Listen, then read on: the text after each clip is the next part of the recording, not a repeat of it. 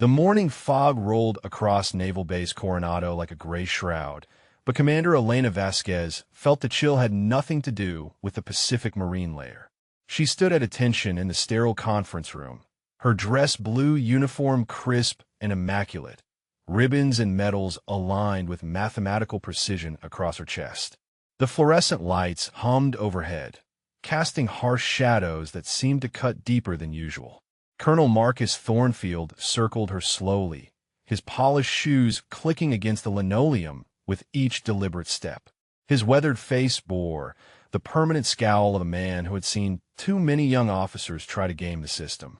Behind him, a panel of 3 senior officers sat in judgment, their expressions ranging from skeptical to openly hostile. The evidence spread across the mahogany table told a story that seemed too incredible to believe. Purple Heart with Oak Leaf Cluster, Bronze Star with V device for Valor, Navy Cross, Silver Star, Combat Action Ribon. The list went on, each decoration representing acts of heroism that would have made front-page news, yet somehow Elena Vasquez had accumulated them all in just 8 years of service without a single public mention. Thornfield stopped directly in front of her, close enough that she could smell his aftershave mixed with coffee breath. "Commander Vasquez," he said, his voice carrying the weight of absolute authority, "these decorations represent the highest honors our military can bestow. Men and women have died earning just one of these medals. Yet here you stand, claiming to have earned nearly a dozen of our most prestigious awards, and somehow the press never caught wind of it. No hometown perats, no interviews, nothing." Elena kept her eyes fixed on a point somewhere beyond his shoulder, her jaw set in a hard line. The silence stretched between them like a taut wire. She had learned long ago that sometimes the most powerful response was no response at all. Major Patricia Hendricks, the base's chief administrative officer, shuffled through a stack of documents. Her reading glasses reflected the harsh overhead lighting as she spoke without looking up. "The personnel records are certainly unusual," she said, her tone clinical and detached. "Multiple deployments to classified locations. Extended periods of absence with minimal documentation. Medical records that reference injuries but provide no context for how they were sustained. Before we dive deeper into this investigation," Thornfield said, turning to address an unseen audience beyond the room, "drop a comment and let us know what state you're watching from. Maybe military families are common in your area, and you understand the weight these decorations carry. The complexity of military life touches communities differently across our great nation." He turned back to Elena, his expression hardening once more. "The thing is, Commander, heroism of this magnitude doesn't happen in shadows. Real heroes get recognized. They get promoted faster. They get assigned to prestigious positions. Yet here you are, stuck at the same rank for 3 years, stationed at what amounts to a training facility. That doesn't add up." Elena's fingers trembled almost imperceptibly at her sides, but her voice remained steady when she finally spoke. "Sir, my service record speaks for itself. Every decoration was earned according to proper channels and verified through appropriate command structures." Thornfield let out a harsh laugh that echoed off the bare walls.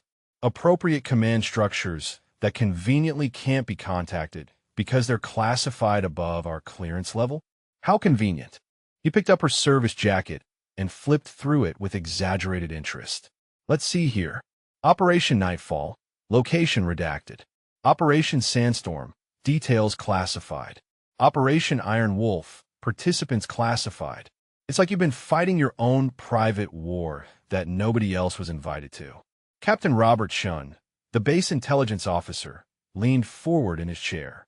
His fingers drummed against the table in a rhythm that matched Elena's heartbeat. "Commander, I've been in intelligence for 15 years. I've seen classified operations. I've processed awards for extraordinary service. But what I've never seen is a pattern quite like yours. Extraordinary claims require extraordinary evidence. And right now, all we have are extraordinary claims." The air in the room felt thick enough to cut. Elena could hear her own breathing, shallow and controlled, as she fought to maintain her composure. Outside the window, she could see junior officers going about their morning routines, unaware that inside this room, her entire career was being dissected like a laboratory specimen. Thornfield moved to the window, his back to Elena, as he spoke. The thing that really bothers me, Commander, is the message this sends to our genuine heroes. The men and women who earned their medals in full view of their brothers and sisters in arms, who bled real blood on real battlefields that real people can verify. When someone like you claims to have done more than all of them combined, it diminishes their sacrifice. Elena felt something cold settle in her stomach. She had faced enemy fire, survived explosions that should have killed her, and endured interrogations that pushed the boundaries of human endurance. But somehow, this sterile conference room, with its fluorescent lights and judgmental stares, felt more threatening than any battlefield she had ever known. Major Hendricks cleared her throat and consulted her notes.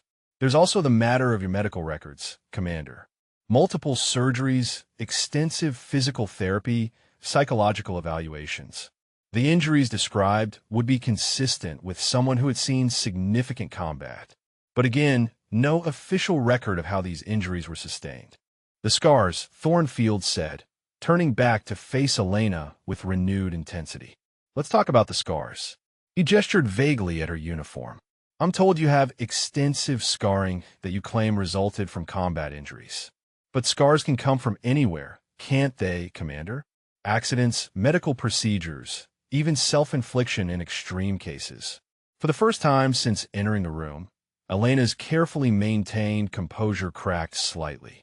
Her left hand moved unconsciously to her right shoulder, where beneath the fabric of her uniform, a spider web of scar tissue told a story that no official report could ever fully capture. The room fell silent except for the distant sound of aircraft engines warming up on the tarmac. Elena could feel the weight of their stares, the pressure of their expectations, the crushing burden of secrets she could never share. Every instinct screamed at her to defend herself, to explain, to make them understand. But the words that could save her were locked away behind classification levels that these officers would never possess. Thornfield walked back to the table and picked up a single sheet of paper. This is a request for a formal investigation into your service record, Commander. It will go through channels. There will be interviews, polygraph examinations, and very thorough background checks. If you're legitimate, you have nothing to worry about. If you're not, then you're about to face the consequences of dishonoring the uniform and insulting every genuine hero who ever wore it. Elena straightened her shoulders and met his gaze directly for the first time. I welcome any investigation, sir.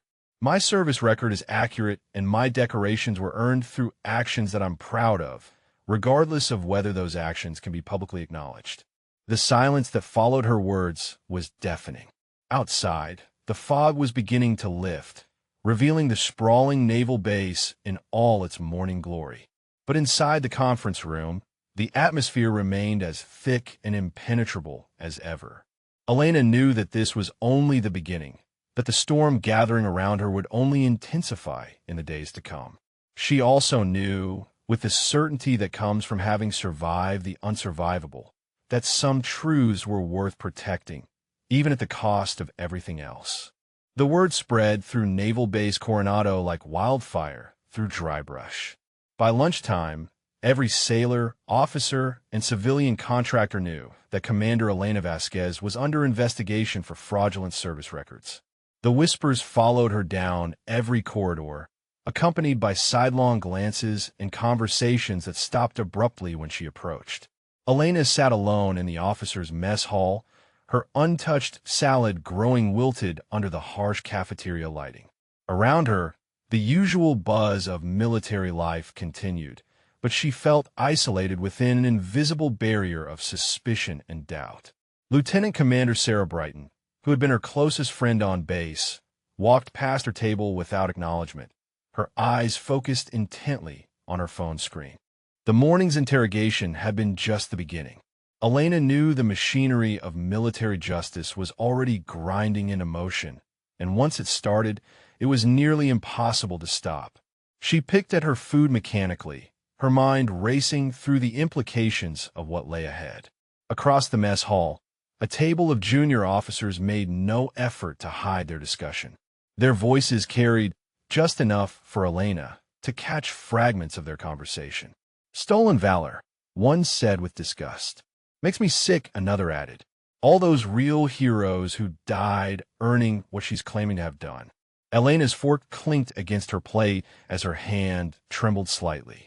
She had faced down enemy combatants in places that didn't exist on any official map, survived explosions that had left her deaf for weeks, and endured interrogations that had pushed her to the breaking point.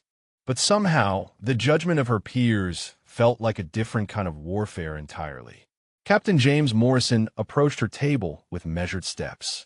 His face bore the uncomfortable expression of someone about to deliver unwelcome news. "Commander Vasquez," he said, his voice low enough to avoid attracting more attention than they already had. "Colonel Thornfield wants to see you in his office at 1500 hours. The base chaplain will be available if you need someone to talk to." Elena looked up at him, noting the careful distance he maintained. Even Morrison, who had always treated her with professional respect, was keeping his interactions brief and formal. "Thank you for the notification, Captain," she replied. "I'll be there." Morrison nodded curtly and walked away, leaving Elena alone once again with her thoughts and the weight of scrutiny from every corner of the mess hall. She pushed her tray away and stood, her movements deliberate and controlled despite the chaos she felt inside. The walk back to her quarters took her past the base's memorial wall, where photographs of fallen heroes lined the pathway like silent sentinels. Elena paused before a picture of Lieutenant Marcus Rodriguez, killed in action during a classified operation that she had also participated in. His wife would never know the full story of how he died or why his sacrifice mattered. The official record would list him as killed during a training accident, just another tragic footnote in military history. Standing there, surrounded by the faces of those who had paid the ultimate price, Elena felt the full weight of her situation. These men and women had died for missions that would never be acknowledged, in places that officially didn't exist, fighting enemies that the public would never hear about.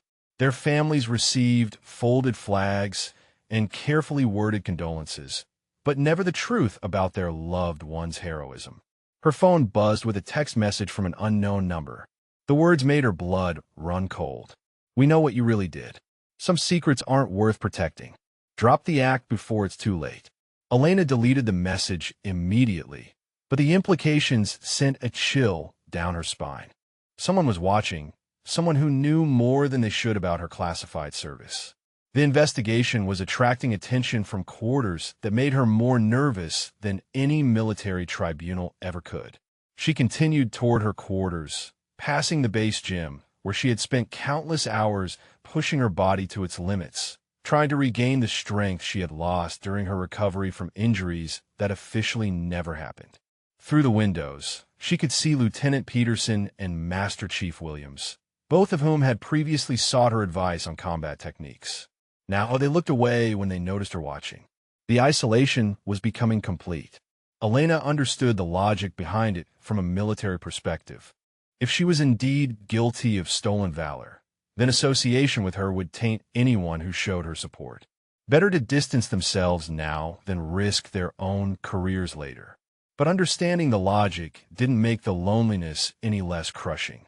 Her quarters felt smaller than usual when she finally reached them. The walls were decorated with commendations and photographs from her various assignments, each one representing memories that she could never fully share.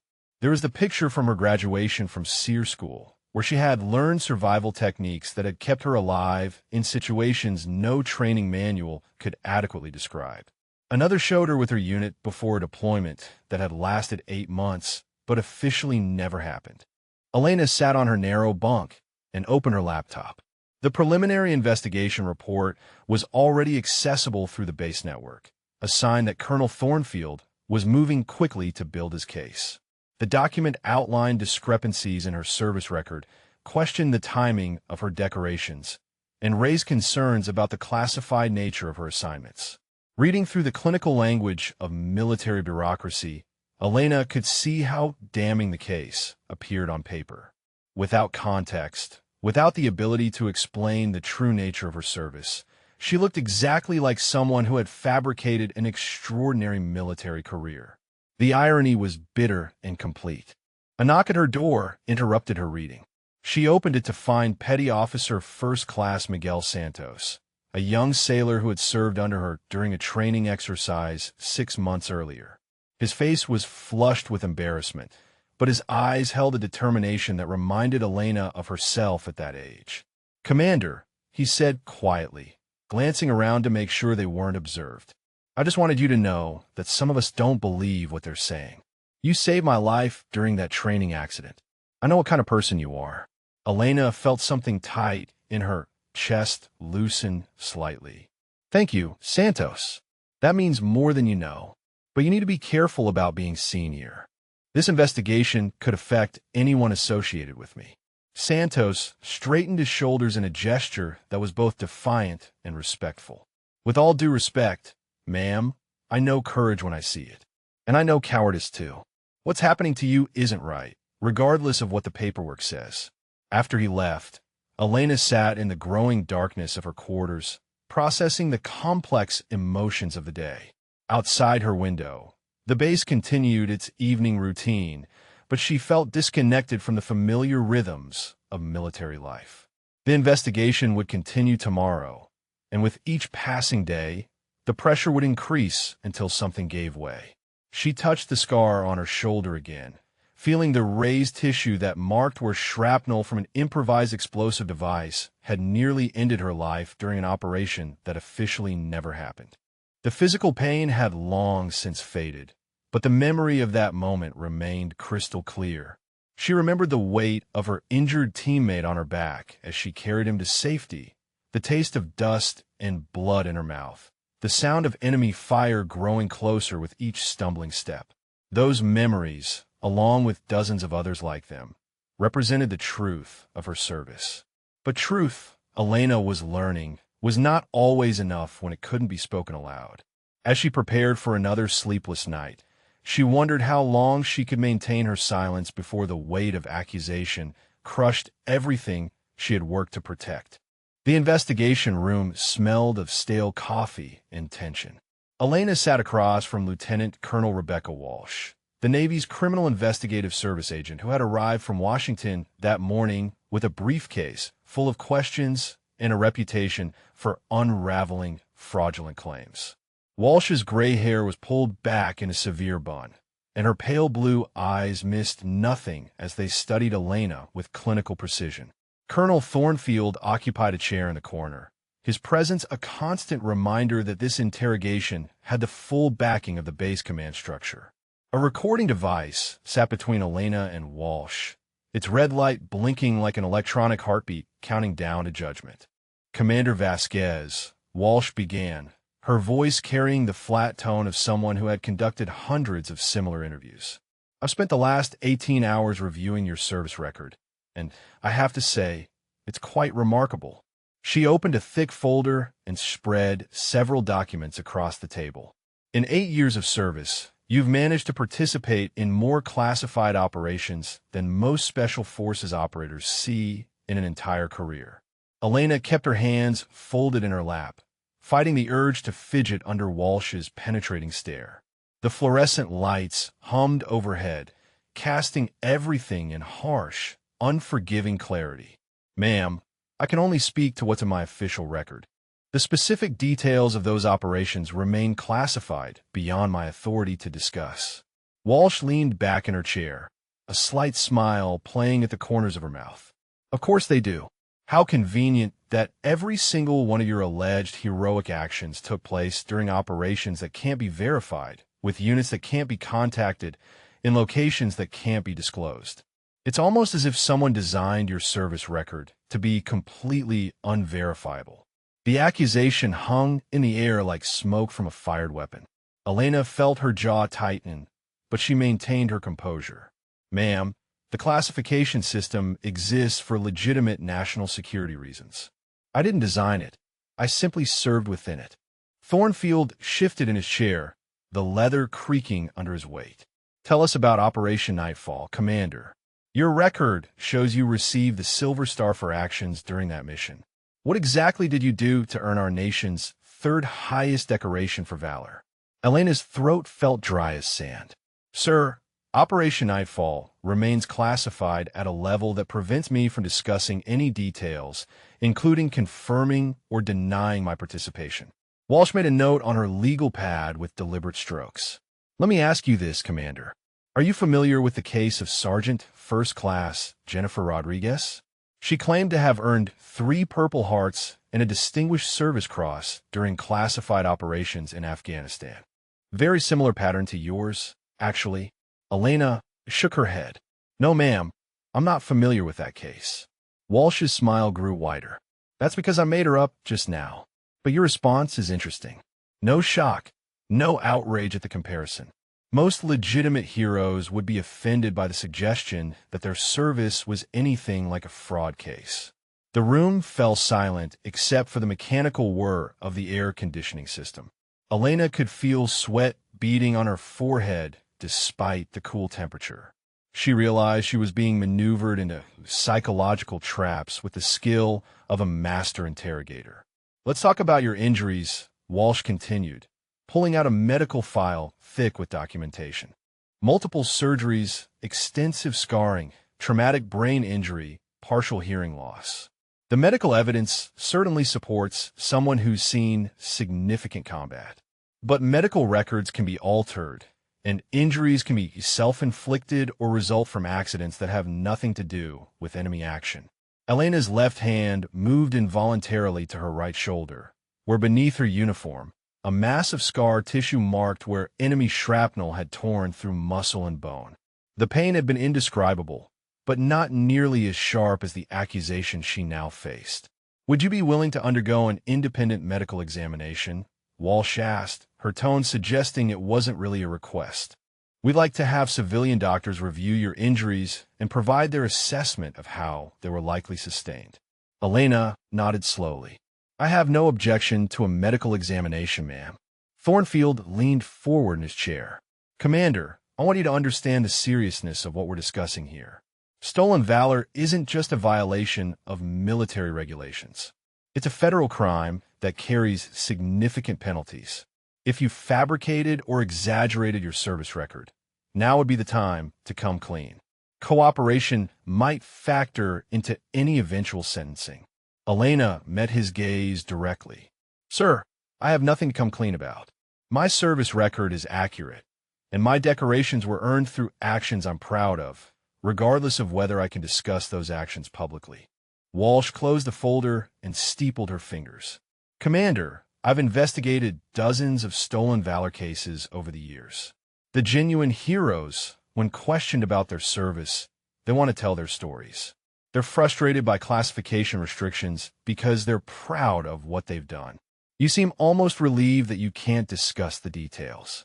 That's not the reaction I typically see from real heroes. The observation hit closer to home than Elena cared to admit. There was relief in not having to relive some of those memories, not having to describe the moment when Lieutenant Rodriguez had died in her arms during an operation that officially never happened, or explain how she had kept fighting for 6 hours with a concussion that should have incapacitated her. The door to the interview room opened, and Captain Morrison entered with a manila envelope. He approached Walsh and whispered something in her ear that made her eyebrows rise slightly. She opened the envelope and examined its contents, her expression growing more serious. Thank you, Captain, she said. Commander Vasquez, it seems we've received some additional information that requires our attention. Someone has come forward claiming to have served with you during one of these alleged classified operations. They're willing to testify that your claims are false. Elena felt the world shift beneath her feet. The possibility that someone from her classified past would break their own silence to discredit her had never occurred to her. The operational security protocols that govern her service were supposed to prevent exactly this kind of revelation. Who is it? She asked, her voice barely above a whisper. Walsh shook her head. I'm not at liberty to reveal that information at this time. but I will say that this individual has provided details about alleged operations that call your entire service record into question. They'll be here tomorrow to give their full statement." Thornfield stood and straightened his uniform. "Commander, I strongly suggest you use the next 24 hours to reconsider your position. If someone who actually served in these operations is willing to testify that you weren't there, then your story is about to collapse completely." Elena remained seated as the two officers gathered their materials and prepared to leave. The recording device continued its electronic countdown, marking time until what felt like inevitable disaster. She tried to think of who from her past might have reason to destroy her, but the possibilities were limited by the classified nature of her service. Walsh paused at the door and turned back. "Commander, in my experience, the truth has a way of coming out eventually. The question is whether you want to be the one telling it or whether you want someone else to tell it for you. Tomorrow might be your last chance to control your own narrative." After they left, Elena sat alone in the sterile room, surrounded by the detritus of her interrogation. Empty coffee cups, legal pads covered with notes, and the weight of accusation that seemed to press down on her from all sides. Outside the window, she could see sailors going about their duties, unaware that inside this room, her entire career was being systematically dismantled. The mysterious witness changed everything. Elena had always believed that the tight-knit community of special operations would protect each other's secrets, even in retirement. The idea that someone would voluntarily break that code to testify against her suggested either a profound misunderstanding or something far more sinister. She closed her eyes and tried to recall every face from her classified operations, every teammate who had shared the burden of actions that could never be acknowledged. The list was shorter than most people would imagine, but each name represented someone who had seen her at her worst and best, someone who knew the truth about her service in ways that no official record could ever capture. Tomorrow would bring answers, but Elena suspected they would be answers she didn't want to hear. The web of accusation and suspicion was tightening around her with each passing hour, and she was beginning to wonder if even the truth would be enough to save her when it finally came to light.